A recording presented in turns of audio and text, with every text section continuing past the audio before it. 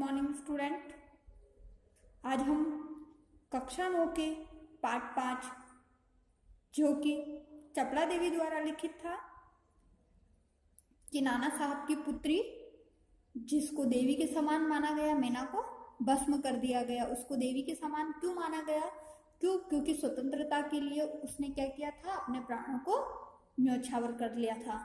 हमने पिछली कक्षा में पढ़ा था कि किस प्रकार से नाना साहब कानपुर छोड़कर चले गए थे और उनकी पुत्री उनके महल को बचाने के लिए अपने प्राणों को भी देने के लिए तैयार हो जाती है। और जो सरहे होते हैं वो उनकी पुत्री की बेटी होती है, उनकी पुत्री की सहेली होती है। वो पहचान जाते हैं और उसकी रक्षा करने के लिए वो जो वहाँ के जो गवर्नर होते हैं उनसे बात भी करते हैं, परंतु वो मानते नहीं हैं और फिर भी वो उसे गिरफ्तार करने के लिए, उसके साथ अत्याचार करने के लिए और नाना साहब के घर को भस्म करने के लिए तैयार हो जाते हैं और नाना साहब के महल को मिट्टी में मिला देते हैं। ये हमने पिछली कक्षा में पढ़ा था। आइए इसी चैप्टर के बारे में हम आगे पढ़ते हैं। उस समय लंदन के सुप्रसिद्ध टाइम्स पत्र में 6 सितंबर को एक लेख में लिखा गया, बड़े दुख का विषय है कि भारत सरकार आज तक उस दुर्दांत नाना साहब को नहीं पकड़ सकी जिस पर समस्त अंग्रेज जाति का भीषण क्रोध है। तो लंदन से एक पत्र निकलता था टाइम्स, जिसमें 6 सितंबर को एक लेख आया था, एक पैराग्राफ आया था जिसमें बड़े ही दुख के साथ लिखा था कि भारत सरकार, जो कि उस समय अंग्रेज सरकार थी, जो नाना साहब जो कि दुर्दांत यानी कि ऐसे व्यक्ति जिसको दबाना कठिन था, यानी कि जिसको हराना बहुत ही कठिन था, उसको आज तक नहीं पकड़ सकी। पूरी जो अंग्रेज जाति है उनके अंदर बहुत ही अत्यधिक क्रोध है नाना साहब को पकड़ने का, नाना साहब के प्रति। जब तक हम लोगों के शरीर में रक्त रहेगा तब तक कानपुर में अंग्रेज के हत्याकांड का बदला लेना हम लोग न भूलेंगे। उस दिन पार्लियामेंट की हाउस ऑफ लॉर्ड्स सभा में सर टाइम्स है की एक रिपोर्ट पर बड़ी हंसी हुई, जिसमें सर हे ने नाना की कन्या पर दया दिखाने की बात लिखी थी। तो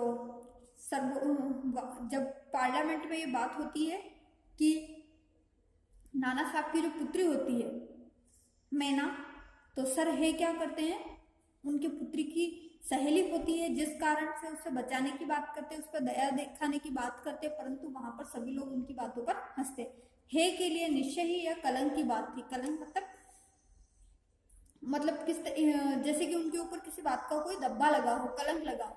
जिस नाना ने अंग्रेज नर नारियों का संहार किया, संहार का क्या मतलब, अंग्रेज नर नारियां थी जिनका विनाश किया, उनकी कन्या के लिए क्षमा, अपना सारा जीवन युद्ध में बिताकर अंत में वृद्धावस्था में सर टाइम्स है एक मामूली महाराष्ट्र बालिका के सौंदर्य पर मोहित होकर अपना कर्तव्य ही भूल गए।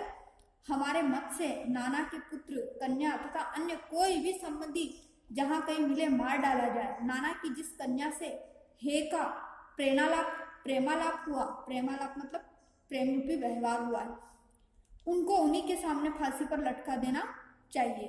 तो पार्लियामेंट में फिर ये बात होती है कि जब जिस नाना ने पूरे अंग्रेज नर नारियों का विनाश किया है, उसकी कन्या के लिए हम किस प्रकार से उसे क्षमा किया करें।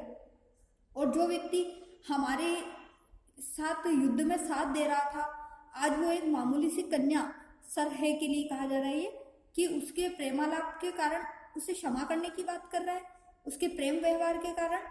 तो हमारी तरफ से यही ऑर्डर है कि उन्हीं के सामने यानी कि सर है के सामने ही उस कन्या को क्या किया जाए, फांसी पर लटका दिया जाए।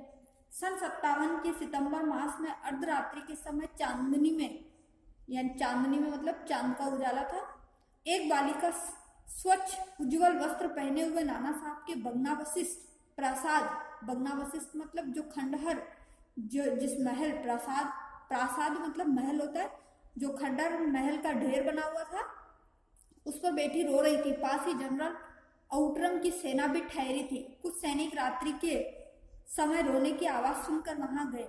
बालिका रो रही थी, सैनिकों के प्रश्न का कोई उत्तर नहीं देती थी। इसके बाद कराल रूपधारी जनरल आउटरम भी वहां पहुंच गया।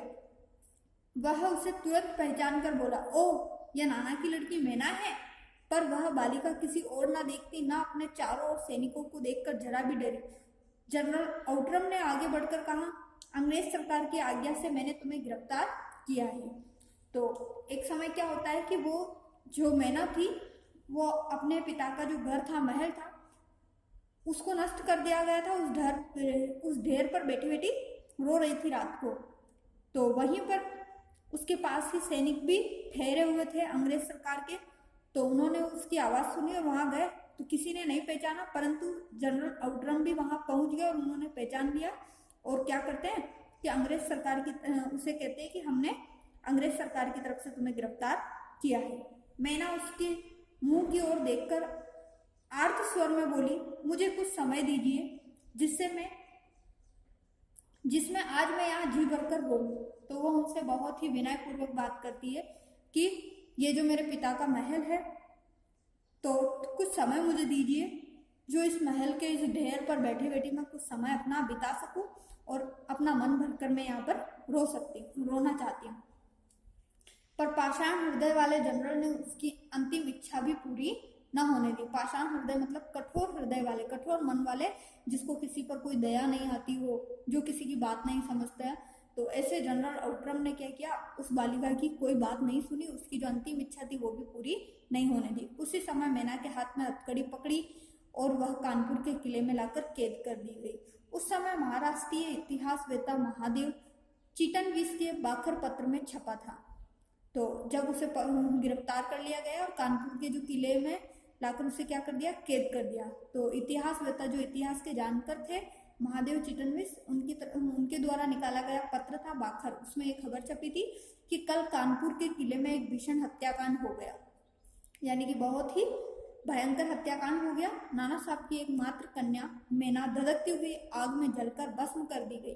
धधकती हुई मतलब जलती हुई आग में, भयंकर जलती हुई आग में वो जला दी गई। भीषण अग्नि में शांत सरल मूर्ति उस अनुपमा बालिका को जलती देख सबने उसे देवी समझकर प्रणाम किया। तो उस ऐसी भभकती हुई आग में ऐसी शांत और सरल स्वभाव की जो बालिका थी, उसे जला दिया गया। तो सभी लोगों ने उसे क्या समझा कि मानो ये एक देवी के समान है, जिसने अपनी मातृभूमि के लिए ही अपने प्राणों की बलि दे दी हो। तो इस तरीके से आपका जो ये चैप्टर 5 है कंप्लीट हो चुका है।